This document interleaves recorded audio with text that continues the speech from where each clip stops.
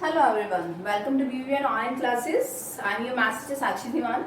Today we'll start the new question, exercise 13.1, the question number 6. Okay, so all the question are same. अगर आपको concept समझ आ गया, direct proportion कौन सा होता है, inverse proportion कौन सा होता है, तो आप ये question easily कर पाओगे. अगर आपको concept नहीं समझ आया, introduction नहीं समझ आई थी, तो question में आपको problem आएगी. तो सीधा question number 6. In a model of ship, the mast is 9 centimeter high. वो एक आपको ये जो क्वेश्चन है, क्वेश्चन नंबर 6, आपको डायग्राम भी दिया हुआ उसका. जैसे एक शिप होती है तो उसको बैलेंसिंग के लिए जो फ्लैग से होते हैं, झंडे से लगे होते हैं, बैलेंसिंग के लिए लगाया जाता है ना, तो उसको मास्ट कहते हैं. ओके, तो उसने कहा है in a model of ship, एक मॉडल बनाया गया एक शिप का. The mast is 9 centimetre high. उसमें मास्ट जो है वो कितना रखा, वही जो बैलेंसिंग के लिए बोला, शिप में जो बैलेंसिंग के लिए झंडे से होते हैं. ठीक है, मास्ट इज 9 सेंटीमीटर हाई. ओके, तो length of the model ship लिख लेते हैं. यहाँ पे कितना हुआ, 9 लिख लेते हैं. ओके, अब उसने कहा है while the mast of actual ship, जो एक्चुअल शिप है, is 9 metre. while the mast of actual ship is 12 metre. if the, अब उसने ये कहा है जो एक्चुअल शिप है ना, उस वो कितनी हाई है, that is length of the actual ship, that is 12. Okay, अब नेक्स्ट में क्या आता है, if the length of the ship is 28 metre. If the length of the ship is 28 metre, अगर ये जो एक्चुअल शिप है उसकी जो लेंथ है वो कितनी दे रखी है, 28 मीटर दे रखी है. ओके, तो क्या बोला उसने, how long is the model ship. तो ये जो लेंथ है मॉडल शिप में, जो उसने शिप का मॉडल बनाया, उसकी आपको क्या निकालनी है, लेंथ निकालनी है. तो उसको मान लेते हैं ये क्या है, आपका एक्स है. ओके, तो अब ये क्या कहेंगे, हम यहाँ क्या करेंगे, तो लेंथ ऑफ, आप लिखिए length of the model ship. Solution में सबसे पहले लिखेगा length of model ship. Okay, वो उसको क्या ले लिया हमने, एक्स ले लिया. तो अब ये देखिए, अगर ये 12 है तो ये क्या है, ये 9 आ गया. ये 28 हो गया तो ये कितना हुआ, एक्स हुआ. तो हमें क्या करना है, इसको क्वेश्चन को किससे हिसाब से निकालना है, डायरेक्ट प्रोपोर्शन. तो आपका डायरेक्ट प्रोपोर्शन क्या था, डायरेक्ट प्रोपोर्शन. ओके, अब डायरेक्ट प्रोपोर्शन भी कैसे निकालेंगे, that is 12/9 is equals to 28/x. यही तो था कि दोनों क्या होनी चाहिए, वैल्यूज क्या होनी चाहिए आपकी, एक कांस्टेंट के इक्वल होना चाहिए. तो अब इसको सॉल्व करने के लिए कितना हुआ, that is 12 into x is equals to 28 into 9. तो x की वैल्यू निकालनी है. तो हम ये यहाँ पे आप फॉर्मूला लिख लीजिए, चाहे x1 upon y1 is equals to, यहाँ पे कितना होगा, x2 upon y2. ओके, अब ये क्या करेंगे, इस 28 into 9 और ये जो अपॉन में 12 नीचे आ रहा है, 3 3 जा 9, 3 4 जा 12. ओके, अब 4 7 जा 28. तो x कितना आया आपका, 7. तो यहाँ पे the length of the model ship कितनी होगी आपकी, 7 मीटर. मीटर में दिया है तो 7 मीटर लिख लीजिए. ओके, तो यहाँ पे कितनी होगी, 7 मीटर. मॉडल शिप की लेंथ कितनी आ गई आपकी, 7 मीटर. 12 था length of the actual ship, जो एक्चुअल शिप है उसकी लेंथ कितनी है आपकी, 12 है. और length of the model ship that is 9. अब length of the actual ship 28 है, तो length of the model ship कितनी आ गई आपकी, that is 7 metre. Okay, let's see the next question. Question number 7 देखिए, suppose 2 kg of sugar contains 9 into 10 raised to power 6 crystals. अगर 2 kilo चीनी है तो उसमें इतने क्रिस्टल्स है, 9 into 10 की पावर 6 है, यहाँ पे 6 होएगा. ओके, 5 नहीं आएगा.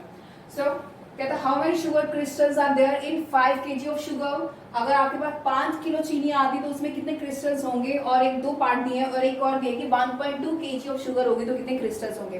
अब यहाँ पे देखिए, सबसे पहले देखेंगे डायरेक्ट प्रोपोर्शन का क्वेश्चन है, इनवर्स प्रोपोर्शन का. अब यहाँ पे देखिए, अगर 2 किलो चीनी है तो क्रिस्टल्स कितने हैं, 9 into 10 raised to power 6. अगर 2 किलो है तो कम, अगर क्रिस्टल्स भी कम ही होंगे. बट अगर 5 किलो चीनी होती है तो क्रिस्टल्स क्या होंगे, ज्यादा होंगे ना. तो ये कौन सा क्वेश्चन है, डायरेक्ट प्रोपोर्शन का. अगर चीनी कम है तो क्रिस्टल्स कम होंगे, अगर चीनी ज्यादा है तो क्रिस्टल्स क्या होंगे, ज्यादा होंगे. तो डायरेक्ट प्रोपोर्शन का क्वेश्चन है, तो नंबर ऑफ क्रिस्टल्स मान लेते हैं x है. तो यहाँ पे डायरेक्ट प्रोपोर्शन होगा ये question, direct proportion.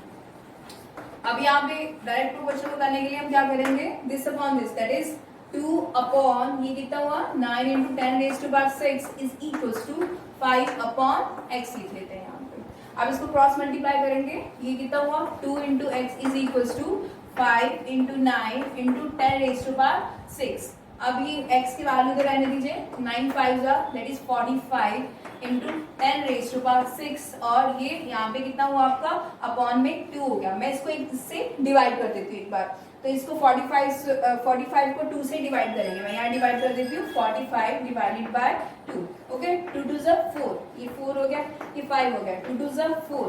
So this is yours 22। ये कितना x की वैल्यू कितनी आई 22.5 इंटू 10 रेज टू पावर 6। इसको हम स्टैंडर्ड फॉर्म में लिखते हैं लाइक 2 पॉइंट समथिंग, 2 पॉइंट के साथ 2.25 ऐसे लिखने के लिए हम क्या करेंगे, अभी देखो इजी तरीका ये कितना है 1, इसके लगा दीजिए नीचे डेसिमल में हटा के एक बार 10 लगा देते हैं। ठीक है, अगर ये 10 है तो ये फॉर्मूला होता है ना आपका am अपॉन an, वो कितना होता है am माइनस n। तो इसमें इनमें मैं ये फॉर्मूला लगा देती हूँ।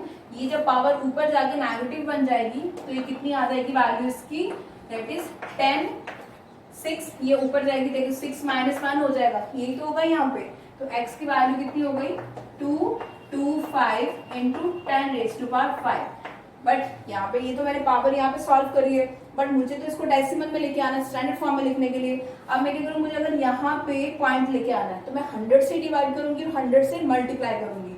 जब मैंने 100 से डिवाइड करा, यहाँ पे सोल्यूशन लिख देते हैं, इसको 100 से देखो यहाँ पे 100 से ही डिवाइड करूंगी मैं इसको और 100 से ही मल्टीप्लाई करूंगी। ओके, और 10 रेज टू पावर 5 ये तो ऑलरेडी यहाँ पे है।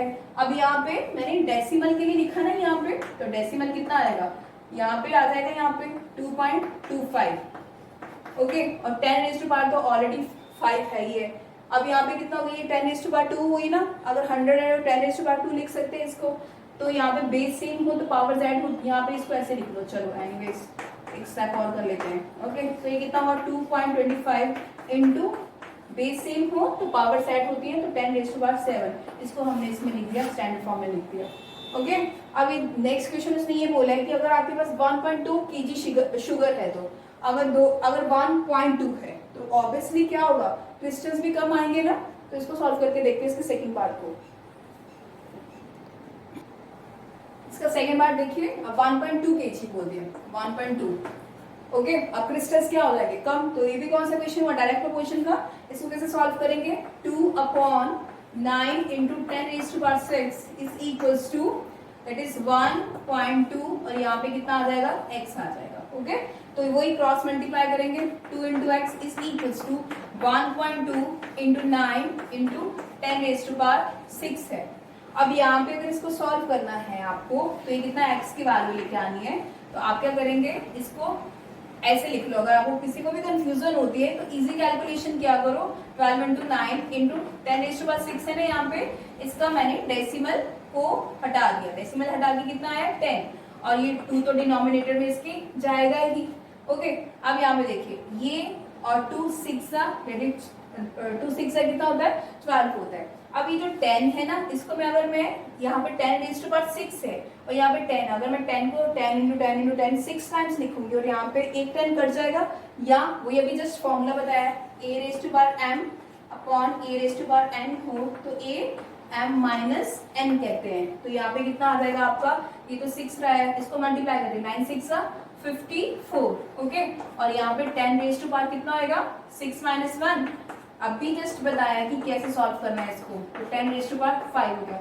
बट ये तो स्टैंडर्ड फॉर्म में है ही नहीं, अभी मुझे ऐसे लिखना 5.4 समथिंग। अब मुझे 5.4 लिखना है तो मैं क्या करूंगी, 10 से मल्टीप्लाई, इसको ही सिर्फ ओनली इसको, ओके 10 से मल्टीप्लाई करूंगी और 10 से ही डिवाइड करूंगी। तो अगर 10 से मल्टीप्लाई करा और 10 से डिवाइड करा तो सॉरी यहाँ पे इंटू है, तो यहाँ पे देखिए इसको सिर्फ इसको देखती हूँ तो ये कितना आया 5.4। ओके, अब यहाँ पे देखिए बेस सेम है तो पावर्स क्या हो जाती है, ऐड हो जाती है, तो 10 रेज टू पावर 6 आ जाएगा और this is your answer. Okay, तो ये ऑलमोस्ट सारे क्वेश्चन डायरेक्ट क्वेश्चन के हैं। तो ये जो क्वेश्चंस हैं आपको करने हैं अपनी फेयर कॉपी में, पूरी एक्सरसाइज कंप्लीट करनी है। अगर आपको कोई भी डाउट होता है तो आप ऐसे पूछ सकते हैं। Thank you.